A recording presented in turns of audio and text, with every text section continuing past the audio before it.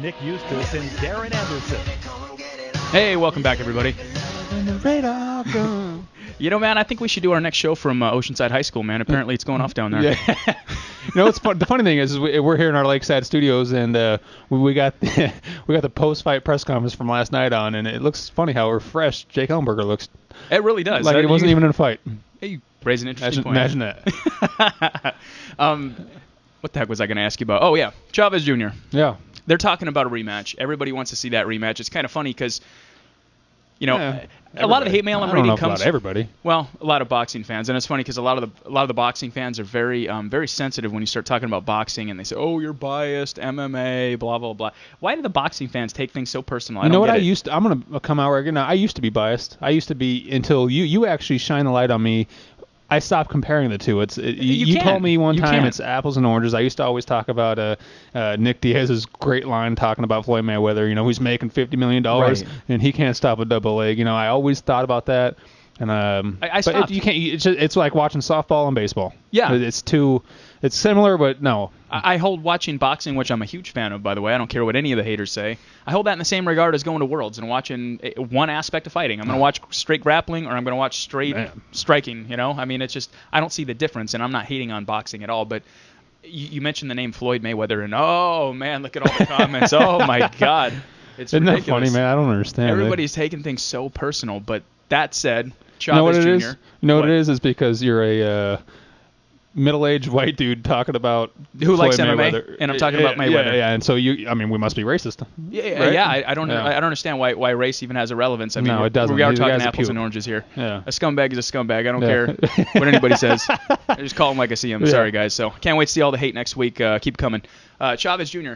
He's their big dog, man. I mean, like I said, loss. It doesn't matter whether he takes a loss. I mean, they're talking about this guy not only fighting a rematch against Sergio Martinez, but the funny thing is there's an argument because a lot of Martinez people they want to have it in Argentina, and people over here are saying they should. Which, hey, you know what? Absolutely. What's fair is fair. I mean, that makes perfect sense. But one of the things they're arguing about is the fact that they're saying, hey, you know what? We don't know what kind of venues you have down there. Chavez Jr., regardless of taking a loss his last fight, he could sell out a 50,000 seat venue here. And that seems to be the argument. I don't know if where they're going to have it, when they're going to have it. Is that a fight you're even interested in seeing? I mean, you know what's funny is we're talking about one round here because let's be honest, Sergio Martinez. Throw out that 12 round. Yeah. Would anybody be interested in seeing this fight? No. Other than a Chavez Jr. fan. Yeah, no, and that's it's something similar to we have the Chael Sonnen and Anderson Silva. The only difference is the guy that dominated the entire fight won. Right. But I mean I'll watch it. Yeah, well, absolutely. Don't get me wrong. I will absolutely watch it, but it's just. And what happens? Sergio Martinez throws a 12-round beating on him again. And that brings me to my point. And that I'm out $65. Right. Well, if you go right down the street, it's only 10. You get $50 beer, whatever. Yeah. Anyway, that's another conversation for another day. But I'm just thinking, man, it's almost I can't help and I can't shake the feeling that it's like the right guy didn't win. So it's almost like hit and reset when you're playing your buddy, you're getting your ass beat. Like, oh, let's try again. I know a couple dudes like that, but yeah, you know what? I think this fight will do I think this fight will do the same numbers wise. I mean, I know, I could be wrong, but wasn't that on some big Mexican holiday? Where's my buddy Sergio when I need him? Mexican Independence Day or something. It was huge, man. Yeah, there was some huge. I mean, you would have thought that fight was taking place in Mexico. That place absolutely went crazy. Right. And not only there, I mean, it happened in MGM Grand too with the Canelo fight. But, I mean, if those two guys fight again, I'd love to see it. I thought the first fight was entertaining. It was great. I mean, Sergio Martinez kind of punking him the first 5 rounds. I loved it. I absolutely love that stuff. Right. If I can go off on a side note for a second, something popped in my head. I want to address something that one of the haters said this morning, and I was hating on Pacquiao Marquez for, like, I'm the only guy, in front of a microphone who doesn't want to see that fight. Who isn't hating on that fight? It's ridiculous, and so there's a couple Marquez fans saying, "Oh, this is his last go," and blah, whatever. They're saying it's sold out already, which is true. It's sold out, but nobody's taking it. How many tickets were comped?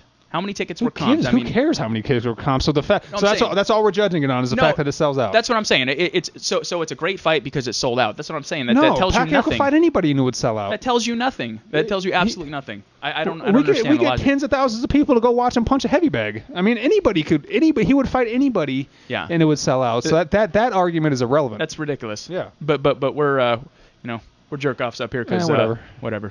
Anyway, hey, man, speaking of fights that nobody really wants to see, I'm not really interested in Rich Franklin, Kung Lee. I mean, it's somewhat intriguing. Interesting matchup, but it's how do you build a fight around Rich Franklin? I mean, like when I think Rich Franklin, like I'm not hating on him. I'm just thinking he's been so inactive and so inconsistent over the last 2.5, 3 years. I mean, how do you?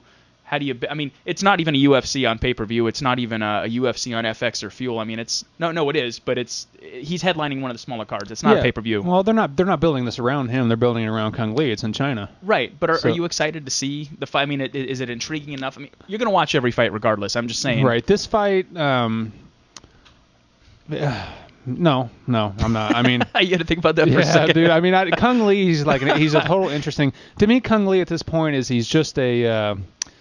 I hold him in the same regard as I kind of held James Toney when he fought in the UFC, although that was just to kind of prove a point. But he's kind of like a novelty act, I'll say. He's the the 8-foot man at a circus. You know what I'm saying? It's interesting. It's entertaining. It's just a different style. It's everybody wants to talk about his kicks. It's just a different style. It is, and he fights largely with his feet. It's kind of crazy. Yeah, but it's funny for a guy that gets a lot of run and he generates a lot of interest. I mean, I don't even think he has like 10 professional fights on his record. That's the crazy part, I'm actually a fan. I'll watch because I'm entertained. And by the way, the guy I think he's pushing 40. So to watch any athlete fighting and being relevant at 40 years old. Both these guys are old guys, man. Yeah. I mean, neither one of them are young in this business. Yeah, and it's a business you don't want to stick around too long, and it never ends well. But, I mean, am I going to lose sleep if I happen to miss this fight? No. No, but you're not, and you're going to watch. I'll watch it. You're going to watch just like everybody else.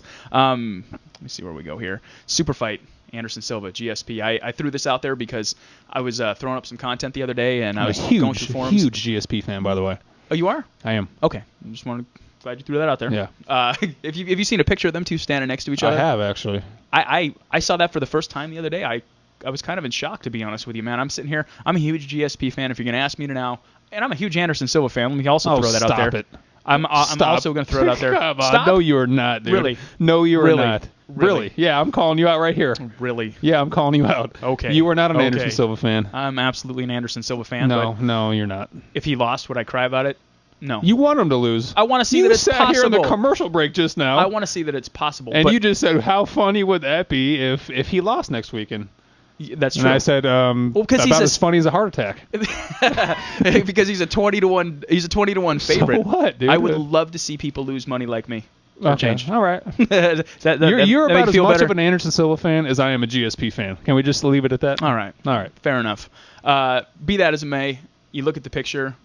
I was already kind of thinking, I don't know. I don't know if I like this matchup for GSP.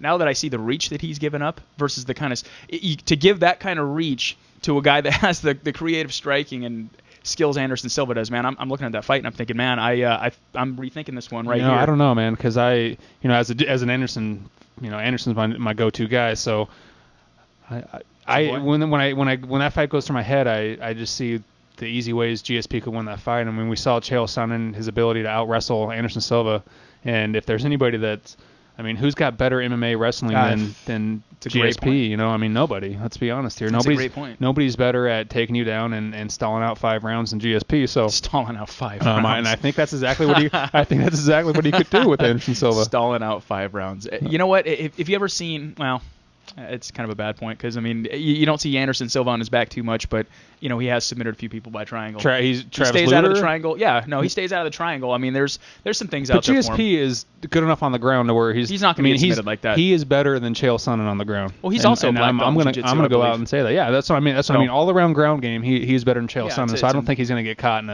a triangle like. But Travis Lutter everyone was talking about how good of a guy he is on the ground, and Anderson Silva was able to submit him. So who knows? It's true. Intriguing matchup nonetheless. I want to throw. And we have seen GSP get caught. We have seen him get caught. It has happened before. Yes, it has. Happened to the best. Let me throw out there our buddies at RB Cards, man. Facebook.com/RB Cards, or you can check them out at rbcardandhobby.com. I've seen a lot of the things he's been throwing up on Facebook. They have a lot of autograph sessions. I think the Giants came to town, and a couple of those guys were doing autograph sessions. So he's doing a lot of good things over there. Big fan of them. So make sure you guys go ahead and give him a look. Real quick, Twitter segment. I haven't gotten to one thing anybody's ever said through Twitter, except for this got to be the statement of a lifetime. We all know Dana White is not a huge fan of Bob Arum. Calls him a crusty old I don't even know if I can say that on the radio.